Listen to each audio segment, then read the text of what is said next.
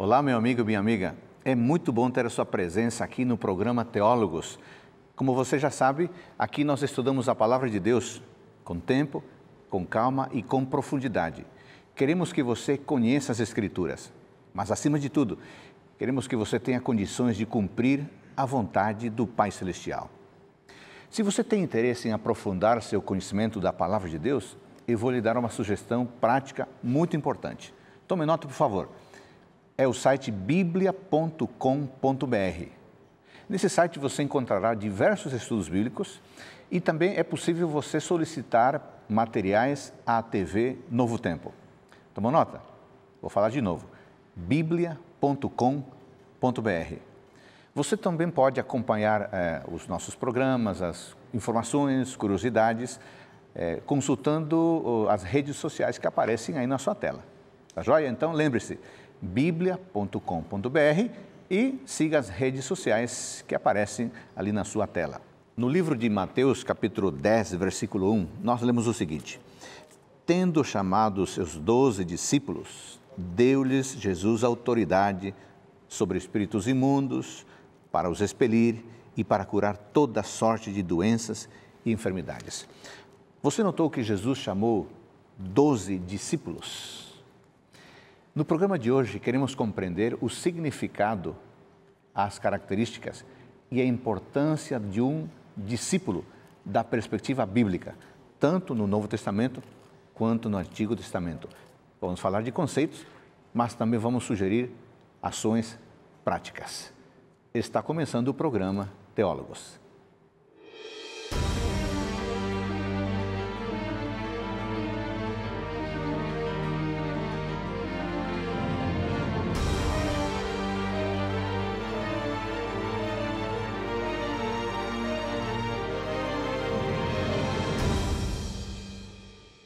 No programa de hoje, o nosso assunto é discípulo e discipulado. Quem é um discípulo a partir do conceito bíblico? Como é que se forma um discípulo? E como é que nós podemos praticar o processo do discipulado? Existem orientações bíblicas para esses temas. Eu li no início o Mateus capítulo 10, versículo 1, onde diz que, falando de Jesus, tendo chamado os seus 12 discípulos, deu-lhes Jesus autoridade, e o texto continua. Mas o que nos interessa aqui é o significado, o conceito, o processo, as características de um discípulo. Porque todo cristão, quando se aproxima de Jesus Cristo, ele se torna um discípulo. Como é que ele deveria se comportar como um autêntico discípulo? Vamos falar sobre isso. E para nos ajudarem a entender essa temática a partir do conceito bíblico, nós temos hoje dois convidados especiais. Eu vou começar aqui apresentando o pastor Emílio Abdala. Pastor Abdala, muito obrigado por estar conosco nesse dia. Prazer é meu. Pastor Abdala, você trabalha em qual região aqui do país? Estado de São Paulo. E qual que é a sua função, o que você faz como pastor da Igreja Adventista? Eu coordeno o programa de evangelismo, missão global do Estado de São Paulo. Também coordeno o programa de prática pastoral dos alunos do terceiro ano de teologia no seminário aqui na UNASP, nas atividades de plantação de igrejas e de missão urbana de maneira geral. Interessante. E como é que é a experiência de, sendo um pastor que lida com o evangelismo, preparar os futuros pastores?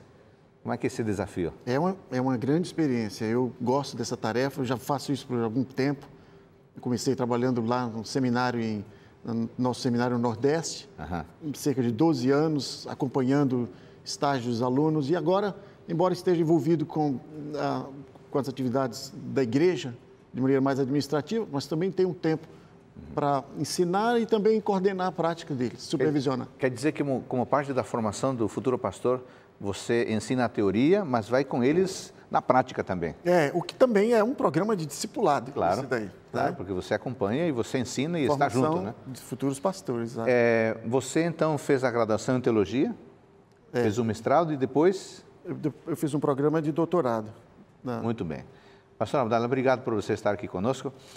O nosso outro convidado é o pastor Paulo Silas, que também trabalha aqui na região de São Paulo. Nisso, pastor, seja bem-vindo. Obrigado, pastor. Você trabalha em São Paulo. Qual é a sua função atualmente na Igreja Adventista? Tá, primeiro, pastor, eu quero agradecer ao convite de estar no programa e dizer que me sinto honrado por participar dele, né? Mas a minha atividade, ela é na região sul da cidade de São Paulo. Sim. Ali a região de Santo Amaro, Capão Redondo, e pego o Vale do Ribeiro, uma parte do interior. Sim. E a minha atividade ali é ser um conselheiro dos pastores, né? Trabalho diretamente com os pastores. Nós temos lá hoje uma média entre os pastores de igreja, os departamentos, outros pastores que também estão nas escolas? Nas escolas, os capelães, 82 pastores, né? Bom grupo. Bom grupo. Também, assim, aconselho, acompanho o trabalho de alguns líderes da igreja que chamamos de anciãos.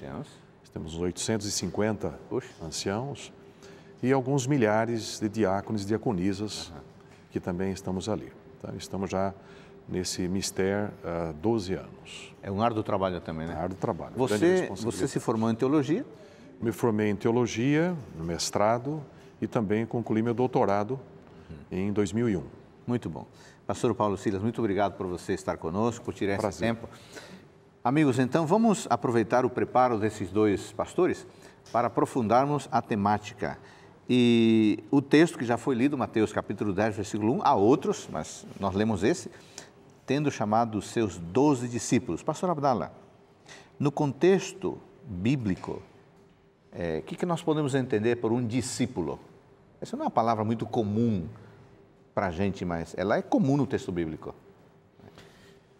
O discípulo, tecnicamente, no grego, a palavra usada é matetes, significa o seguidor. Aquele que segue um grande professor, um grande mestre. Então, na Bíblia você tem vários seguidores. Você tem os seguidores de João Batista, os seguidores de Moisés, os seguidores dos fariseus. Saulo também é mencionado no livro de Atos como tendo seguidores, além dos seguidores de Jesus. Então, um discípulo bíblico não é simplesmente um seguidor, porque ele implica em mais atividades do que simplesmente seguir um professor. Ou se não, como, por exemplo, explicar Atos, capítulo 11, verso 26, diz, por exemplo, que... Vamos ler esse texto, pastor? Sim. Atos 11, 26. Lá menciona que na cidade de Antioquia, os cristãos, os discípulos foram chamados pela primeira vez cristãos. Então, isso implica que há mais do que simplesmente seguir alguém. Por outro lado, existe um outro conceito de discípulo, como alguém, como um pastor, um profissional. Quando a pessoa olha, por exemplo, no chamado aos 12, especificamente nos evangelhos, algumas pessoas podem ser levadas a pensar que o discípulo é alguém que é chamado de maneira profissional, de dedicado de tempo integral. Cumprir uma função. Mas isso também não é um completo quadro do conceito, porque, como nós vamos ver, ele tem outras aplicações. Talvez a forma mais comum que a gente encontra hoje nos seminários, e há alguns autores evangélicos, como, por exemplo, Leroy Eims, há um outro chamado Dwight Pentecost. Há alguns autores, eles colocam um discípulo como um seguidor comprometido de Cristo. E o risco que isso coloca é que muitos deles dizem que todo membro é um discípulo, mas nem que todo discípulo é um membro, mas que nem todo membro é um discípulo. E você concorda com isso? Eu não concordo com essa visão, porque na Bíblia nós encontramos outras aplicações do termo discípulo para membros comuns. Então, você há aqui uma dicotomia, não é? Um membro, não, agora eu sou o discípulo. Então, é difícil para o pastor explicar em que momento o membro se torna um discípulo. E é difícil explicar certas passagens da Bíblia, como, por exemplo, se um discípulo é um membro que esteja numa posição mais, digamos... De maturidade. Você não tem como explicar, por exemplo, um texto como João 6,66, quando diz que quando Jesus fez um discurso mais forte ali, diz que os discípulos o abandonaram. Olha, os discípulos não poderiam ter abandonado Jesus no momento daquele. Ou, por exemplo, o apóstolo Paulo, quando chega a trabalhar na cidade de Éfeso, ele encontra ali um grupo de 12 discípulos. São discípulos. O termo bíblico lá em Atos, capítulo 19, menciona que esses indivíduos não tinham sequer conhecimento bíblico sobre quem era o Espírito Santo. Mas eram discípulos. Mas eram biblicamente chamados de discípulos. E tiveram de ser rebatizados naquele contexto. Então, biblicamente, a mim me parece, e há outros que compartilham essa ideia, que quando o discípulo é uma descrição de um membro da igreja, de um seguidor de Cristo. Que pode se referir a uma pessoa menos madura. Menos madura. Mas que está no processo. É um crente comum. Por exemplo, nós vamos ver que há determinadas fases disso daqui. Mas, por exemplo, nos evangelhos o termo discípulo é aplicado especificamente para os 12. Mas quando você vai no livro de Atos, o termo discípulo não é mais aplicado aos 12. Os 12 já são chamados de apóstolos. E o termo discípulo é aplicado aos membros comuns. Isso é muito fácil de você perceber. Por exemplo, quando Paulo faz o programa de evangelização dele, ele vai à região da Galácia, e ele faz aquele circuito da primeira viagem missionária, em Atos capítulo 14, versos 21 e 22, diz assim: vamos voltar e fortalecer os discípulos. Não é? Ele reúne, ele fortalece os discípulos, ele dá instruções para os discípulos. E é claramente visível que aqueles discípulos eram os conversos, eram as pessoas que haviam recém-batizados ali. E há várias outras descrições ali. E um outro fato interessante é que você não encontra a palavra discípulo mais usada nas epístolas de Paulo. Ou seja, a palavra desaparece e ela é usada em sinônimos. Quais sinônimos? Santo, irmãos, cristãos. Olha, Atos 11, 26 diz isso, que os cristãos, os discípulos foram chamados cristãos. Então, é um sinônimo. Então, podemos pensar a partir das suas palavras, pastor Abdala, que nós temos um discípulo tão maduro quanto Paulo e um outro que está se juntando à igreja, mas já é um discípulo. Exatamente. Ambos estão no processo. Embora Pedro e Paulo sejam bem mais maduros, pela experiência. Exatamente. Então, não é muito prudente nós diferenciarmos. Não, você é membro, não. Você aqui já é um discípulo, porque isso causaria uma confusão na igreja. Pastor Paulo, você, ao observar os pastores, você disse que você acompanha pastores, os líderes da igreja, você observa esse grau de maturidade num líder que é mais desenvolvido, mais equipado e um outro que está iniciando a sua caminhada? Pastor, se me permite, além disso, a visão que eu tenho de discipulado é muito semelhante do Dr. Abdala. E eu gosto quando ele diz que o discípulo é muito mais do que seguir a Jesus. Para mim, Jesus Cristo, ele dá a melhor explicação sobre o que genuinamente é um discípulo. Aqui em Lucas 14. Então vamos lá para Lucas 14. É Lucas 14, pastor. Para mim é uma definição, ele dá uma dimensão, Jesus dá uma dimensão da compreensão do discipulado que me encanta. Lucas 14, 25 em diante. 14, 25 em diante. Exatamente. Pode ler, por favor. Aqui diz, grandes multidões o acompanhavam. Então, eu sempre costumo dizer que discípulo não é apenas aquele que segue a Jesus, que grandes multidões o acompanhavam, mas o acompanhavam por interesses pessoais, para vir o próximo show, o próximo espetáculo, a próxima multiplicação de pães, o próximo milagre, a próxima ressurreição. O milagreiro está passando. Muita gente na igreja hoje segue a Jesus, atrás do programa, atrás do próximo pregador. Ou seja, meramente seguir a Jesus, acompanhar, não significa discipulado. E Jesus daí começa a dar uma definição, pastor Adolfo, do que era discípulo. Se alguém não aborrece mãe, mulher, filhos, pai, a sua própria vida, não pode ser meu discípulo. Então Jesus começa a explicar o discipulado a respeito de 3 nãos. Primeiro, ele diz o seguinte, discípulo é aquele que coloca os relacionamentos pessoais e familiares em segundo plano, e até sua própria vida em segundo plano, e se relaciona comigo. Então, se você não aborrece pai, mãe, irmãos, a sua própria vida não pode ser meu matretes, né? Meu discípulo. Depois ele vai para o segundo não e disse, se alguém não tomar a sua cruz e vier após mim, não pode ser meu discípulo. Ou seja, de morte, ele já falou no verso anterior, dedicar a própria vida. Esse tomar a cruz significa colocar os nossos planos e desejos pessoais em segundo, terceiro plano e ver qual é o plano de Deus para a minha vida. Então, ele disse, se você não me coloca em primeiro lugar na sua vida, você não é o meu discípulo. Então, ele parte a partir de 3 nãos, né? Relacionamentos pessoais e familiares, em segundo, terceiro plano, o discípulo, verdadeiro matretês, é aquele que me coloca em primeiro lugar. O discípulo é aquele que coloca seus planos e desejos pessoais em segundo plano e vê qual é o meu plano. E depois, finalmente, no versículo 33, ele resume essa perícope, né, dizendo o seguinte, assim, pois, todo aquele que dentre vós não renuncia a tudo quanto tem, não pode ser meu discípulo. Então, Jesus resume, o padrão é alto, ele sintetiza e diz, você quer ser meu discípulo? Então, depois, São João 6, partindo em São João capítulo 6, estou me lembrando desse texto agora, versículos 60 e 66, é interessante que Jesus disse, São João capítulo 6, versículo 60, ele diz, muitos dos seus discípulos, tendo ouvido tais palavras, disseram, duro é este discurso. Quem o pode ouvir? Jesus fazia um discurso duro, mas quem o pode ouvir? E o versículo 66 diz, o pastor Abdala citou agora há pouco. À vista disso, muitos dos seus discípulos o abandonaram e já não andavam mais com ele. Agora, eles já eram discípulos, né? Já eram discípulos. Já eram e o abandonaram. Mas talvez não estavam cumprindo o padrão esperado. Então, quando eles ouviram essa dimensão, peraí, não é só seguir Jesus, acompanhar Jesus. Eu tenho que renunciar ao meu pai, minha mãe, minha irmã, minha própria vida. Bom, eu acho que isso se encaixa no que estávamos falando, né?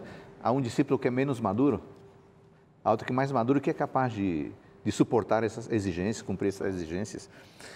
Bom, você que nos acompanha está percebendo que o assunto discipulado é um assunto muito claro no texto bíblico. Jesus Cristo esperava autênticos discípulos. E você?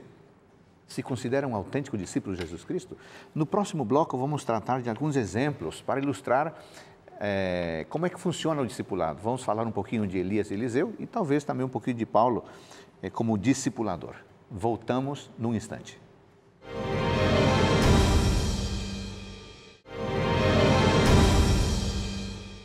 No programa de hoje estamos tratando do tema discípulo e discipulado.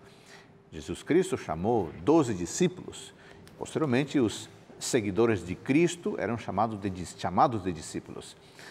E você, se considera um discípulo de Jesus Cristo? Muito bem, pastor Abdala, que características podemos mencionar como fazendo parte ou identificando um discípulo aqui no Novo Testamento? Antes de mencionar a respeito dessas marcas de discipulados mencionadas por Jesus, é importante notar o contexto. Sim. A quem Jesus falou isso daí. Sim. Quando nós olhamos a passagem, o tema principal do discipulado, que é Mateus 28, você vê nitidamente aqui pelo menos 2 ênfases, que é a evangelização e a edificação de membros. E na Bíblia, a gente vê que muitas vezes, o pastor Paulo mencionou isso daqui, Jesus não deixou de falar às multidões. Ele sempre tinha um foco nas multidões. Há várias passagens da Bíblia que mencionam que ele estava sempre envolvido com as multidões, através do ensino, através da pregação. Por quê? Porque o objetivo dele era buscar pessoas da multidão para um círculo íntimo de discipulado. Então, quando ele fala à multidão, ele dá um chamado à conversão. Então, discipulado nesse contexto tem uma conotação de conversão. Quando ele fala para o seu grupo de discípulos, ele já tem uma conotação de serviço.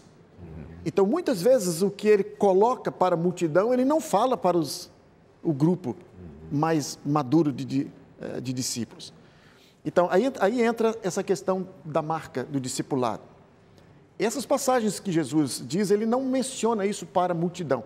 Para a multidão, como essa passagem clássica lida aqui pelo pastor Silas, de Lucas 14, ele fala a multidão e ele fala de pesar o custo, de pagar o preço.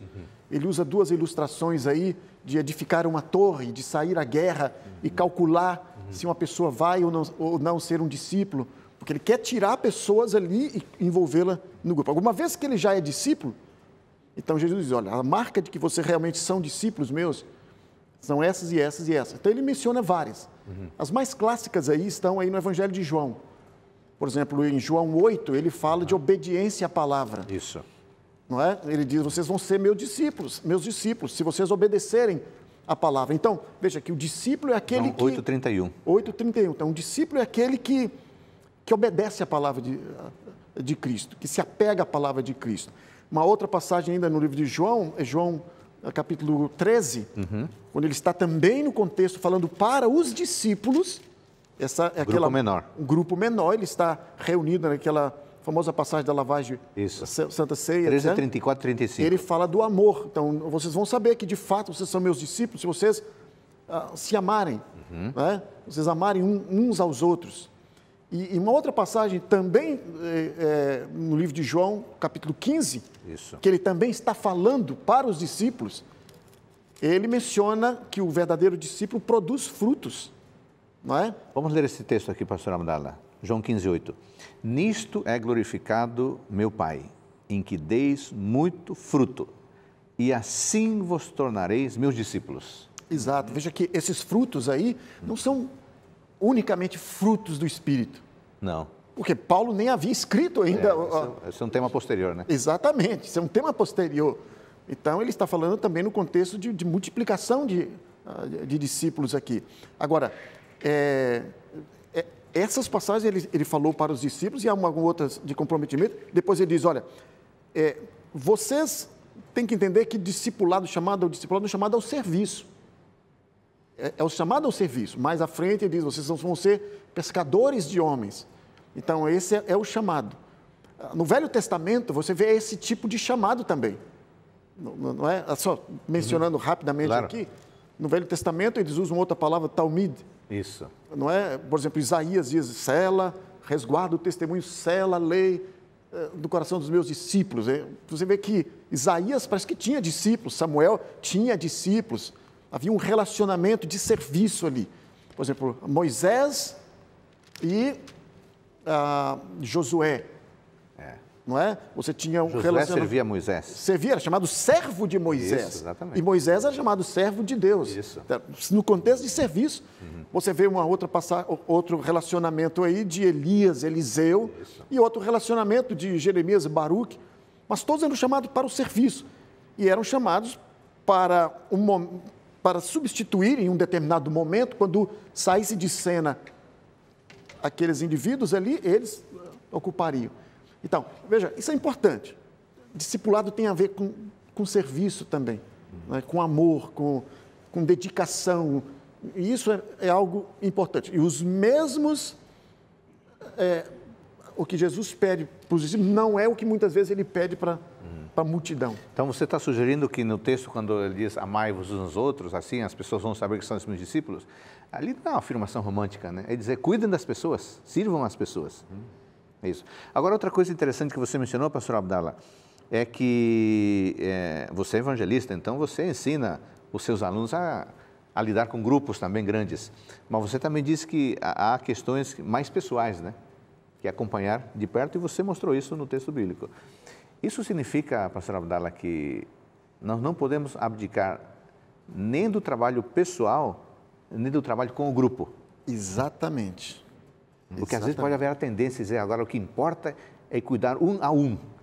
Quando, na verdade, Jesus, como um modelo de ministro, ele fazia as duas coisas, é isso? Exatamente.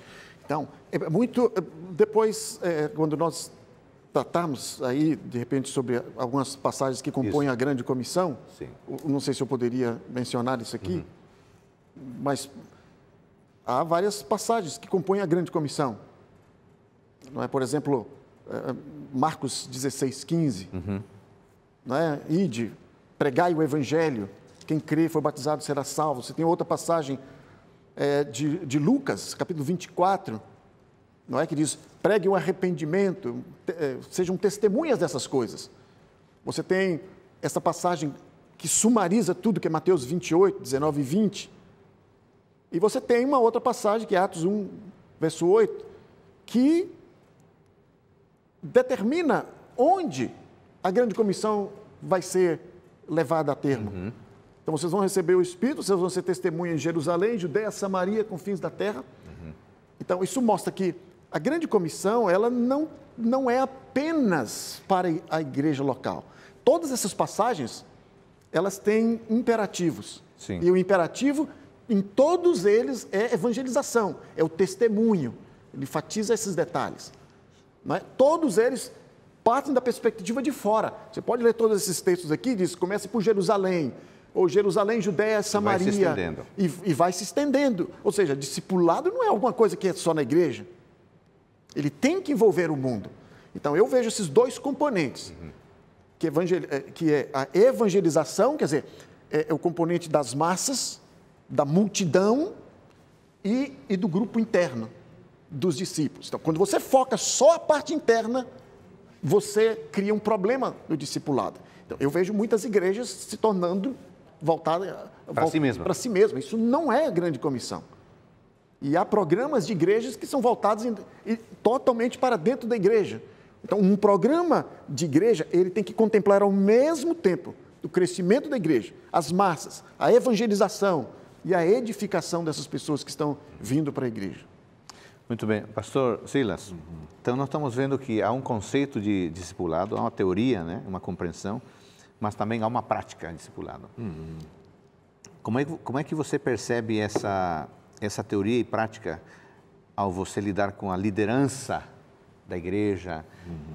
Nas igrejas que você acompanha, você disse que você acompanha anciões, os diáconos, você percebe que há uma diferença quando a liderança cuida das questões internas, mas se preocupa em também alcançar os de fora?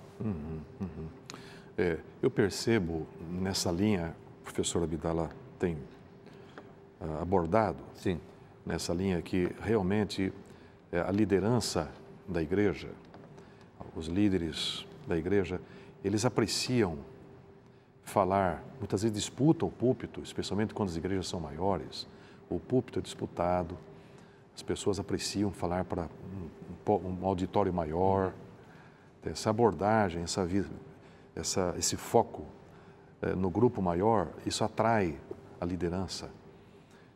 E eu gostei dessa fala do pastor Abdala, dessa orientação de que realmente Jesus, e isso a gente deve passar para a liderança da igreja.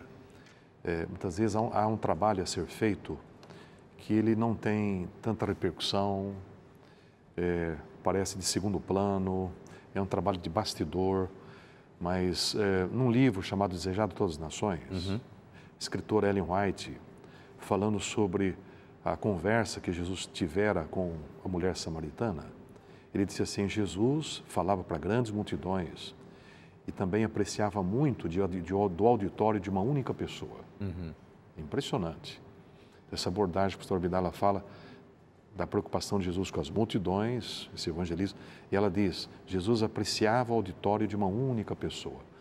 Então, eu tenho orientado, tenho trabalhado, tenho procurado estimular os meus anciãos, minha liderança, a não apenas fazer um trabalho que se mostre para o povo, entende? Mas aquele trabalho, muitas vezes, que só o Espírito Santo, você e Deus, o Senhor Deus está ali naquela pessoa. Então, as mais lindas histórias de conversão que nós temos na Bíblia é Jesus conversando ali com a mulher samaritana, com Nicodemos, né? Sim. Com um jovem rico, com Zaqueu, né? Aquele trabalho do auditório de uma única pessoa. Sem prescindir, evidentemente, as grandes multidões. Então, essa dimensão, professor, nós temos que levar muito em conta isso, né? Que o discipulado ele não é apenas uma questão que deve ser vista coletivamente, tem que ter essa preocupação, mas até muito mais do que isso, individualmente, pessoa por pessoa, o trabalho que há que ser feito a nível, muitas vezes, do auditório de uma única pessoa ali junto ao poço, né? Ou então, no entardecer, como Nicodemos, né? A sós, né? Falando ao coração. Isso é muito importante. Apenas mencionando aqui, eu concordo com o pastor, com o doutor Silas aqui. Realmente acho que eu me expressei aqui de uma forma que pode dar margem à má compreensão. Quando eu digo assim, multidão, eu quero dizer o público externo. Está certo, isso. Correto. Não, isso ficou claro. O público Você externo. citou Atos 1:8. Que tanto pode ser no contexto de muita gente, Sim. quanto no contexto individual. Mas Entendi. o grupo quando eu digo grupo interno, estou falando do grupo dos discípulos. A gente não pode simplesmente achar que o processo discipulado é, como alguém disse, né? Ficar pescando no aquário na igreja, né? Dentro da igreja. Exato. Né? Sim. Tem que alcançar. Agora, pastor Abdala e pastor Paulo, há um processo na formação de um discípulo? Como é que isso acontece? É algo natural que vai seguindo?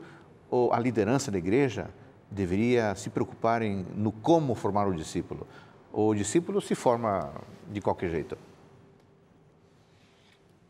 Essa palavra processo é interessante. A palavra discipulado implica processo. Processo.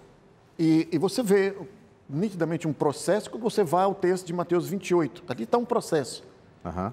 Em Mateus 28, versos 19 a 20, Jesus diz: Ide, portanto, faça discípulos de todas as nações, batizando-as em nome do Pai, e do Filho e do Espírito Santo, ensinando-os a guardar todas as coisas que vos tenho. Então você tem alguns componentes aqui, né? Sim, aí estão os componentes que sugerem esse processo. Isso. Você tem aí o imperativo, que é faça discípulos, né?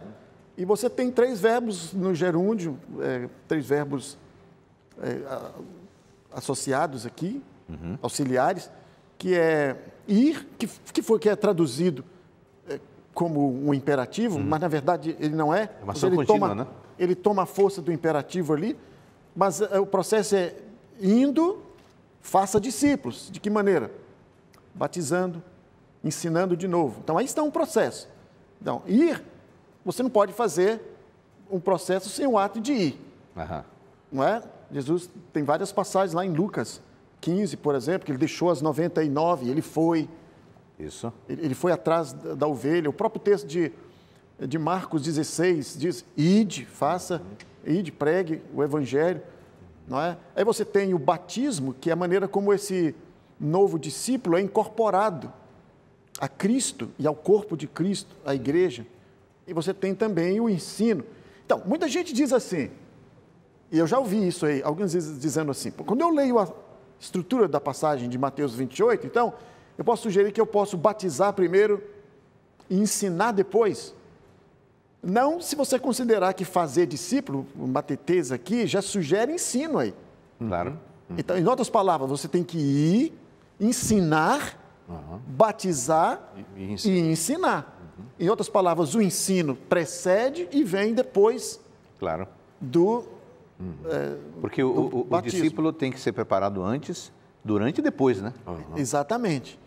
Então, essa ênfase é importante. Ela sugere, agora notem bem, uma igreja, seja ela qual for, que ensina os seus membros a irem, não é? A realizar projetos na comunidade, a realizar projetos de compaixão, a atender necessidades, a se misturar com as pessoas, mas que se recuse a ensinar, essa igreja é desobediente à grande comissão. Por outro lado, uma igreja que vai, uma igreja que ensina, mas que tem restrições a batizar pessoas, essa igreja é desobediente à grande comissão, porque a igreja precisa batizar. E aí está o ponto, uma igreja que chega a isso tudo, batiza, mas que descuida do outro ensino que vem depois, ela é tão desobediente à grande comissão quanto as demais. Quer dizer, você está sugerindo, pastor Abdala, que é possível um grupo ir e fazer assistencialismo social, mas não cumprir o processo de discipulado, por exemplo? Sim, porque a agenda da igreja é fazer discípulos. Muitas vezes, nós pastores nos envolvemos com muitas coisas, que são coisas boas, mas que não é o que Jesus está pedindo. Então, por exemplo, você vai em algumas igrejas, você vê que a prioridade é cuidar de pessoas. Cuidar de pessoas é importante. Claro. Mas veja, isso eu posso estar entendendo de maneira equívoca o papel do pastor. Porque quando eu vejo na Bíblia, eu vejo que muitos membros têm o dom de pastoreio, não só o pastor. Sim. Então, isso não é ainda a grande comissão. Ou eu posso, a gente vê, por exemplo, muitos seminários que dizem, não, o papel do pastor é pregar. E alguns passam a semana preparando bons sermões para pregar no final de semana. E só fazem isso. E só fazem isso. Veja, isso é importante, mas isso não é a grande comissão ainda. Ou outros dizem, não, o nosso papel aqui é cuidar de famílias. Não é? Ou é adoração. é ter igrejas com cultos maravilhosos de adoração. Veja, adoração é importante. Sim. É um dos elementos que está no livro de Atos, capítulo 2, Isso. Do discipulado, mas não é tudo. Então, o papel da igreja é fazer discípulos. Esse é o ponto. E se a igreja falha nisso, ela é desobediente à grande comissão. E não pode ser considerada uma igreja que está cumprindo o seu papel. Então. Exatamente, é o que eu penso. Pastor Paulo, você já é um pastor experiente, ligado à igreja também. Você nota alguma diferença, por exemplo, no processo de discipulado de novas gerações, adultos? Então, você vê um processo de discipulado com adolescentes, ele é diferente de um processo de discipulado com adultos? E isso significa um desafio muito maior, porque a gente não pode discipular por atacado. É verdade. É importante considerar, eu lhe pergunto, é importante considerar as faixas etárias, as necessidades no processo de discipulado? Bom, o pastor Paulo vai entrar nesse assunto e outros no próximo bloco. Voltamos num instante.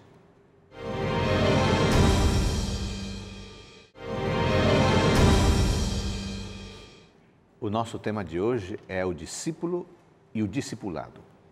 Estamos vendo que o discípulo é um seguidor, mas também analisamos de que o seguidor está em diversas fases, em diversos momentos. Um é mais maduro, o apóstolo Paulo, por exemplo, e outro ainda está no início da sua caminhada, mas eles são seguidores de Jesus Cristo.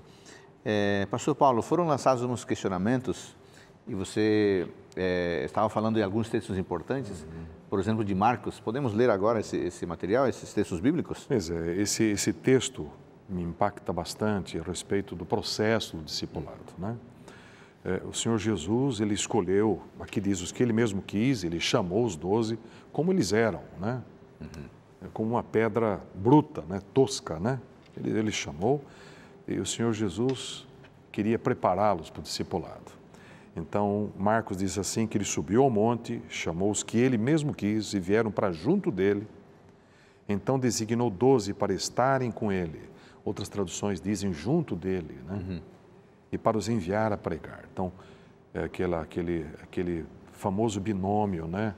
Conhecido antes do ide, teria que ter o vinde, né? Ficar perto dele. Então, isso independe de faixa etária? Independe de faixa etária. Evidentemente que hoje, por exemplo, o Senhor Jesus nos comissionou para continuarmos o trabalho dele, né? Então, nós temos que cumprir essa missão da pregação, da evangelização. Então, nós temos que pensar nessas diferentes faixas etárias que existem. E nós devemos nos contextualizar. Eu sou um pastor, estava dizendo para o pastor Adolfo, né, vindo para cá, para o estúdio, eu tenho 37 anos de ministério. Sim. Então, eu peguei a fase da igreja do começo, no meio, agora nesta fase. Sim. Eu sinto a linguagem, eu sinto que a abordagem, ela encarece hoje uma abordagem diferente, né, para os ouvintes, para aqueles que são abordados com a pregação do Evangelho. Eu uso como exemplo, por exemplo, pastor, meu filho, né? Seu filho. Meu filho nasceu na igreja. E ele um dia estávamos visitando, tem hoje 30 anos, e numa ocasião a gente muitas vezes tem uma certa impaciência no sentido de ter esse trabalho de se contextualizar as diferentes faixas etárias. Então foi engraçado que numa ocasião eu estava viajando com ele e na viagem toda discutindo. A nossa linguagem não estava combinando.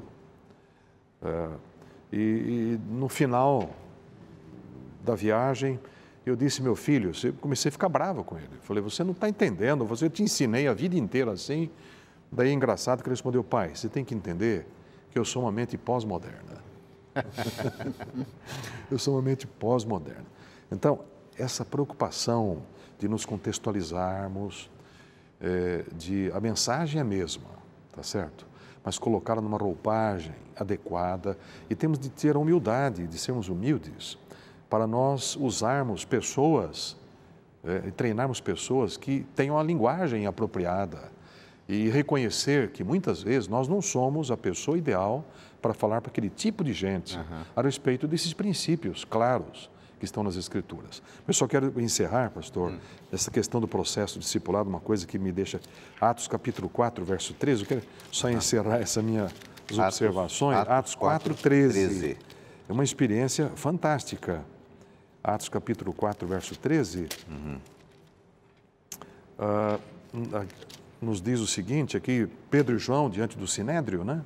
Versículo 13 diz o seguinte: aos líderes de Israel, ao verem a intrepidez de Pedro e João, sabendo que eram homens iletrados e incultos, admiraram-se e reconheceram que haviam eles estado com Jesus. Então, nesse processo de discipulado, o iletrado, o inculto, aquela pedra tosca, ela vai ser burilada, lapidada por ter estado com Jesus, que daí nos dá intrepidez, coragem na pregação, sabedoria, né? Paulo tinha uma sabedoria extraordinária de se contextualizar. Eu fiz um trabalho numa ocasião, a ética evangelizadora de Paulo, quando ele disse, fiz-me de grego para alcançar os gregos, de judeu com os judeus, né? Ele chegou da terceira viagem missionária dele, ali em Jerusalém, chegou lá, estava o fim da festa dos nazireus, onde eles raspavam a cabeça. Ele pegou e se contextualizou ali, ele contextualizou Timóteo, falou, se circuncide para não dar o que falar, entendeu? Ele não precisava se circuncidar, o pai dele era grego, mas essa adaptabilidade, essa sabedoria de conhecer as nossas limitações e usar meios adequados para chegar ao coração dos jovens hoje, dos adolescentes, isso é importantíssimo, indispensável. Eu estava lembrando aqui que em João, por exemplo, nós vemos Jesus Cristo usando um linguajar com a mulher samaritana. Sim. E no capítulo 3, ele usa outro linguajar com o líder religioso Nicodemos. Exatamente. Né? Jesus sabia fazer isso. Sabia. Pastor Abdala, será que podemos falar em etapas ou fases do discipulado? Eu não vejo problemas em aceitar as etapas ou fases. Esse conceito de etapas se tornou muito popular. Aqueles amigos evangélicos que estão familiarizados com o livro de Rick Warren, Isso. Igreja com Propósito, deve ter conhecido aquele famoso campo de beisebol, onde ele coloca fase 1, fase 2, fase 3, fase 4. Isso se espalhou, e mesmo na nossa igreja há alguns que adaptam isso daí. É claro que nós não podemos esperar que uma pessoa que complete um ciclo daquele já pode receber um diploma e se forma, porque discipulado tem que ver com a vida. Isso. Não é? Ele também não é apenas currículo, não é só tapes, não é. Ele envolve mais relacionamento. Quer dizer que, digamos que eu fiz uma classe muito boa no seminário, 2 classes. Agora estou formado como discípulo. Não funciona dessa maneira. Né? Discipulado tem que ver com tudo que a gente sabe e tudo que a gente faz. Então, é um conceito de vida. Podemos dizer que tem um início, mas não tem um fim, então? Eu acredito assim. Não tem fim. É uma vida inteira. E cada pessoa está em um estágio em sua jornada de discipulado. Sim. Cada pessoa está ali. Mas veja, Sim. Por exemplo, biblicamente, não há uma impossibilidade de aceitar a maneira metodológica de você tentar identificar essas fases. Porque há um livro de um autor chamado A.B. Bruce. Esse livro já foi traduzido aqui, O Treinamento dos 12. O Treinamento dos 12, famoso. Então esse livro foi traduzido. E ele mostra que o chamado de Jesus aos discípulos, ele ocorreu em etapas, em fases. Por exemplo, o primeiro grupo de discípulos que estava ali, que veio do contexto da pregação pública de João Batista, esses indivíduos começaram a seguir, mas como produto da curiosidade deles. João Batista disse, ali está o Cordeiro de Deus que tira o pecado do mundo. E eles acompanharam Jesus. Então, teríamos uma fase da curiosidade. Uma curiosidade. Então, eles estavam ali inquirindo, eles estavam ali tentando descobrir um pouco a respeito disso daí. Não obstante, já eram chamados discípulos. Interessante isso daqui. Vejam que só no milagre das bodas de Caná, quando Jesus fez o primeiro milagre, é que eles creram. A Bíblia menciona que eles creram nele. Capítulo 2, né? Eles creram nele. Eles nem tinham noção da divindade de Jesus, mas já eram chamados discípulos. Um passo seguinte, vamos colocar uma etapa seguinte, por exemplo, os textos relacionados com Mateus 4, quando Jesus faz o chamado. Sim. Vinde após mim, eu vos farei pescadores. Ora, para quem Jesus está falando? Para um grupo específico. Para o grupo que já estava seguindo. Isso, exato. Então, esse grupo já seguia Jesus, só que eles o seguiam de maneira ocasional, eles não haviam ainda abandonado o trabalho, eles não o seguindo de maneira física, mas agora é um chamado de comprometimento total. Então, vocês fecham a pesca de vocês aqui e fiquem comigo. Então, um outro estágio. Mais à frente, a gente vê Lucas capítulo 6, quando Jesus chama todos os discípulos e dentre eles seleciona um grupo para ser apóstolo. Veja que interessante, um outro nível. Agora, notem que em todos os níveis, eles eram discípulos, mas com chamados diferentes. Então, eu comparo, por exemplo, a minha experiência, quando eu me batizei. Eu me batizei, sabia pouca coisa de nada, e eu me envolvi lá me colocaram para ajudar numa classe de escola sabatina, e eu comecei a fazer algumas tarefas. Depois, alguma fase depois, eu senti que eu deveria fazer teologia. Eu fui para o seminário, me formei, me tornei um pastor. Mas você não começou a ser discípulo quando começou a fazer teologia? Você já era um discípulo? Exatamente. E hoje eu já tenho outra função, mas em todas eu já era um discípulo. Só que chamados diferentes, né? Funções... Compromissos diferentes. Então, eu não vejo problemas de, metodologicamente, você dividir em essa rota de discipulado em etapas para ajudar essas pessoas. Mas lembrando que nós temos que ver que uma igreja, seja ela qual for, ela precisa entender que há vários ambientes de discipulado. Você não pode tratar todo mundo com uma só maneira. Veja, Jesus usou vários ambientes de discipulado. Por exemplo, ele usou o contexto de 1+1. Muitas vezes ele discipulou, como o pastor Paulo disse, pessoas de maneira individual. Ele lidou com grupos, lidou com multidões. Sim. Não é?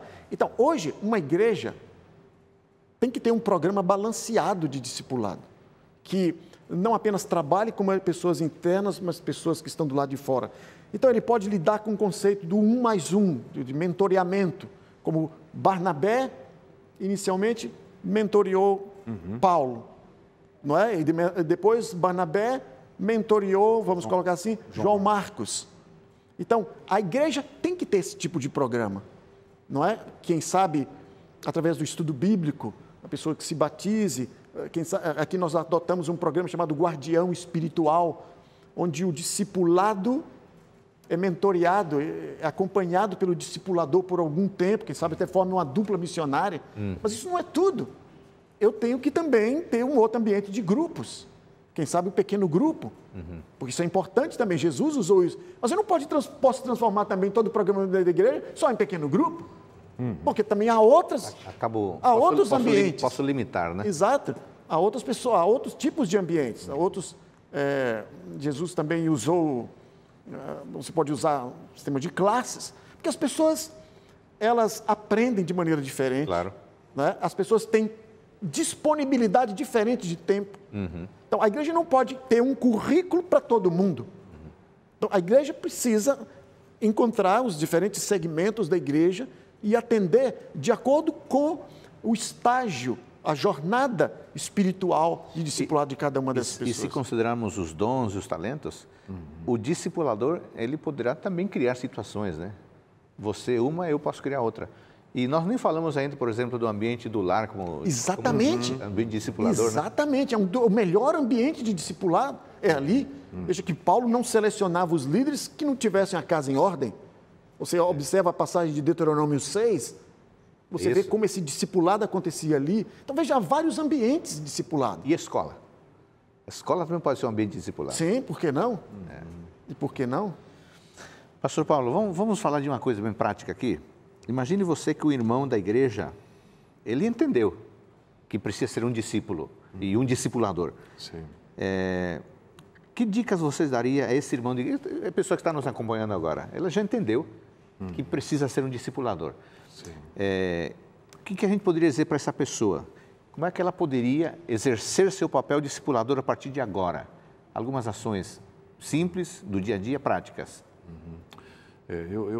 Muitas vezes eu resisto, pastor, muitas vezes a ideia Eu acho que, por exemplo, uma escola, um curso de discipulado, ele tem um lugar, ele é uma parcela no preparo. Claro. Mas a questão do como foi abordada, a questão da família, do lar, entende? Em todos os aspectos, essa compartamentalização do discipulado, dar um diploma do discipulado, colocar em degrees, né, em níveis diferentes, eu resisto um pouco a essa ideia. Eu creio que o discipulado é uma coisa que é não crescendo, como a santificação, né, na vida espiritual. Ela vai não crescendo e uma coisa natural e fluente, assim, influente. Em relação à sua pergunta, é muito importante que a pessoa, primeiramente, ela descubra os seus limites, A gente sabe, muitas vezes, os limites. As próprias pessoas, elas nos ajudam a saber os nossos limites. Sim. Por exemplo, eu tive ocasiões de pessoas que chegavam para mim e se ofereciam para cantar um solo. Se achavam um grande cantor. Mas era uma tragédia. A voz assustava. Na visão dela, ela era um grande cantor. Mas ninguém a reconheceu como tal, né? Eu, numa ocasião, me lembro que minha esposa e eu ousamos a cantar um dueto. Após o culto, não recebi um elogio. Uma palavra. Então eu reconheci ali que aquela não era a minha praia, claro. Entende? Então há que se ter, o líder da igreja muitas vezes pode ajudar o membro que está na sua fase incipiente, no começo da sua vida cristã, ou que está na fase mais madura, ajudá-lo a descobrir a aptidão dele, as facilidades dele. E cada um dentro da sua esfera deve ser um discípulo dentro dos seus limites. Eu me lembro que quando fui pastor de São Caetano do Sul, uma experiência pessoal, prática, eu estava ali treinando um grupo de irmãos para sairmos na rua, para fazermos pesquisas, trabalharmos. Eu estava dando algumas orientações e que na igreja, ali eu via gente que tinha a facilidade de falar, falava bem. Outros, eu dizia, não tinha facilidade de falar, mas de cantar. Outros tinham a facilidade culinária, o dom culinário. Então, o Espírito Santo ele vai explorar essa habilidade culinária da pessoa, tá certo? Para entrar no coração dela. Mas eu me lembro, até me lembro do nome dela, a irmã Teresa, e nós estávamos dividindo em duplas, né? Para sairmos. A irmã Teresa falou, pastor, eu não tenho habilidade nem para falar, nem para cantar, não sei fazer pão, minha comida é péssima. E agora? Tá certo? Pastor, eu não tenho essa habilidade. Como é que eu vou ser um discípulo, uma discípula, né? Então eu disse, irmã Teresa, é o seguinte, a senhora tem um dom extraordinário que a senhora não percebeu, todo mundo já percebeu. A senhora tem um sorriso cativante, uma dentição perfeita, a senhora tem uma simpatia natural. E eu já tenho dificuldade de sorrir, eu tenho complexo do meu sorriso. Eu acho que eu tenho um sorriso feio. Entende? O pessoal riu. Ela pode trabalhar na recepção da igreja? Falou assim, irmã Teresa, nós dois vamos sair juntos. Eu falei, e saímos juntos. É mesmo? Na rua Piauí, São Caetano do Sul. Então, eu sei falar, mas não sei sorrir. A senhora sabe sorrir, não sabe falar. Vamos fazer uma dupla. Então, batíamos na porta e eu dizia para irmã Teresa, capricha no sorriso. O Espírito Santo vai usar a sua simpatia e vai me ajudar. Enquanto eu falo, a senhora sorri. Aí está uma forma interessante. Aí está uma fórmula prática, e a gente, como líder, ajudar as pessoas em prática, em todos os seus níveis de capacidade, né, a exercer a sua missão, cumprir a sua missão. Muito bom, amigos. Foi muito bom tratar desse tema. Muito obrigado, pastor Paulo, por nos ajudar, pastor Abdala. E você? Agora você tem informação suficiente para cumprir o seu papel de discípulo, discipulando outras pessoas. Obrigado por sua companhia. Nos veremos no próximo programa Teólogos.